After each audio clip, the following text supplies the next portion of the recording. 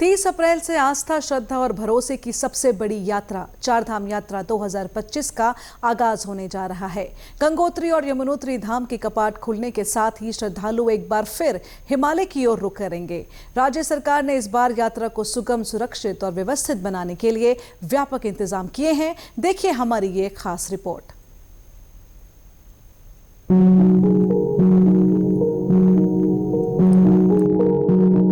30 अप्रैल से पवित्र चारधाम यात्रा 2025 का आगाज होने जा रहा है। अक्षय तृतीया के दिन गंगोत्री और यमुनोत्री धाम के कपाट खुलने के साथ ही श्रद्धालु अब हिमालय की ओर रुख करेंगे।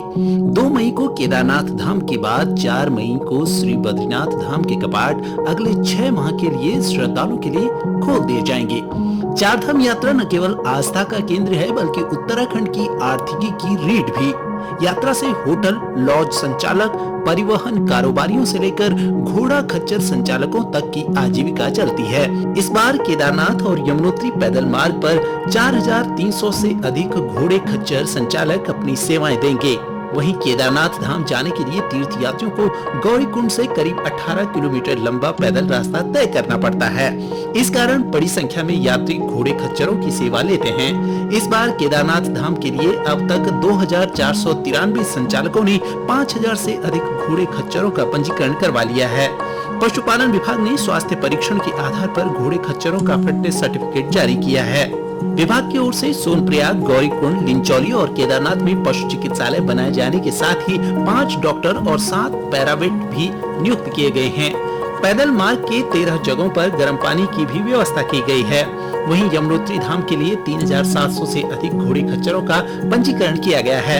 यमुनोत्री यात्रा में इस्तेमाल होने वाले घोड़े खच्चरों की जांच, टीकाकरण, चिकित्सकीय सहायता एवं उपचार की व्यवस्था के लिए जानकी चट्टी में अस्थायी पशु चिकित्सालय की स्थापना की गई है, जहां 4 पशु चिकित्सकों के साथ ही 4 पशुधन प्रसार अधिकारी एवं 2 पशुधन सहायकों को तैनात किया गया है। यात्रा मार्ग पर कुल 6 गीजर स्थापित किए गए हैं। यमुनोत्री राष्ट्रीय राजमार्ग पर खरसाली, जानकी चट्टी, बड़कोट और नौगांव सहित कई प्रमुख स्थानों पर पार्किंग सुविधाओं को सुदृढ़ किया गया है।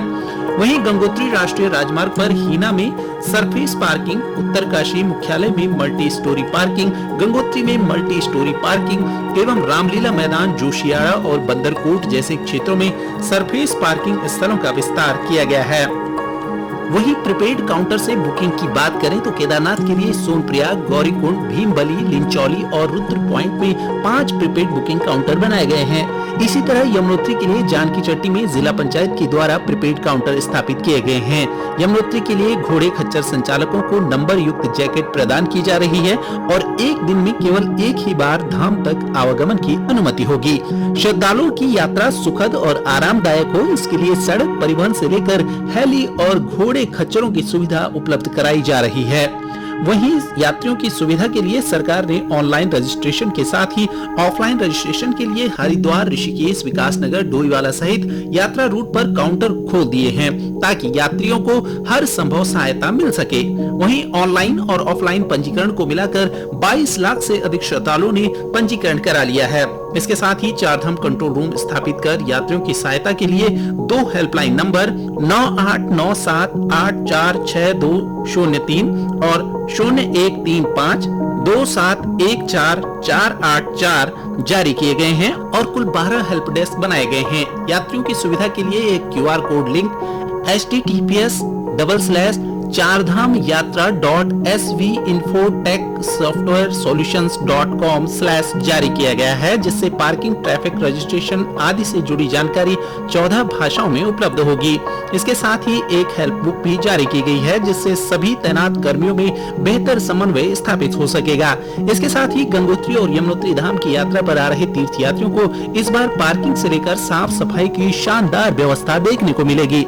इस बार 8 स्थानों पर स्मार्ट टॉयलेट कॉम्प्लेक्स के साथ ही कई जगह पार्किंग सुविधा विकसित की गई है। वहीं चारधाम यात्रा 2025 के सुगम, सुरक्षित और सफलतापूर्वक संचालन को लेकर राज्य सरकार और जिला प्रशासन द्वारा व्यापक तैयारी की गई है। यात्रियों की बढ़ती संख्या और वाहनों के बढ़ते दबाव को देखते हुए प्रमुख मार्गों को सुगम और सुरक्षित बनाने का प्रयास किया गया है।